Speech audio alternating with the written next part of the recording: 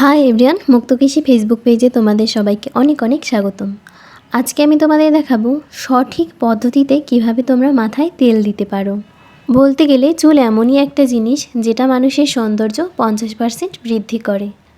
আমরা মানুষেরা যেরকম আমাদের বেঁচে থাকার জন্য খাবার গ্রহণ করি, চুলেদেরও সেরকম একটা খাবারের দরকার পড়ে, আর সেটা হচ্ছে গিয়ে তেল।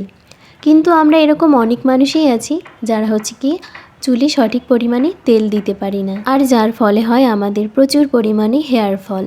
আর এই চুল পড়া নিয়ে ছেলে কিংবা মেয়ে সবারই একটা মাথা ব্যথা তো থাকে যে হায় হায় আমার তো মাথার সব চুল উঠে যাচ্ছে, বাট তাও আমরা সঠিকভাবে মাথায় তেল দিই না, আর যার কারণে একটা সময় গিয়ে নিজের সব চুলগুলো হারাতে বসতে হয়। তো আজকে আমি তোমাদের বলবো একদম সঠিক পদ্ধতিতে কিভাবে তোমরা মাথায় তেল দেবে। এটা যে শুধু মুক্তকেশীর জন্য সেরকম কিন্তু নয়, তোমরা যে কোনো তেলই মাথায় এরকম ব্যবহার করবে, তাতে তোমরা ভালো একটা ফল পেতে পারো। আমি প্রথম থেকেই বলে আসছি, মাথার স্ক্যাল্পে বেশি করে তেল দেবে আর চুলে কম দেবে। কম দেবে বলতে এটা নয় যে মোটেও দেবে না, অবশ্যই দেবে। যেরকম আমি বলবো, তুমি যদি 80% স্ক্যাল্পে দাও আর 20% হচ্ছে গিয়ে চুলে দেবে, ব্যাস তাহলেই হয়ে গেল।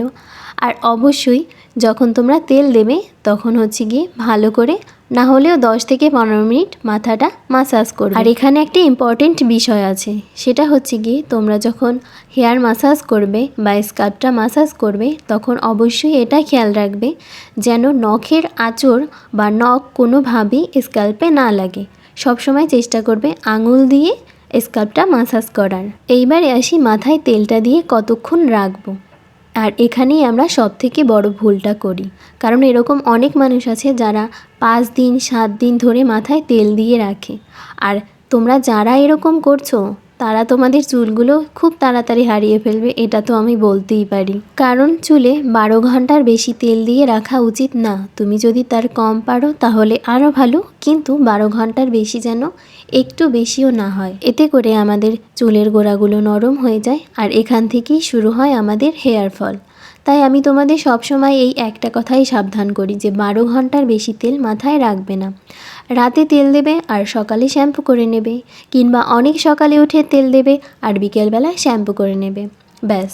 এইবার আসি আর একটা ইম্পর্টেন্ট কথায়, আমরা যখন চুলে তেল দেব তার আগে অবশ্যই ভালো করে চুলটা আঁচড়ে নেব, আর তেলটা দেওয়া হয়ে গেলে চুলে আর কোনো ধরনের চিরুনি দেব না।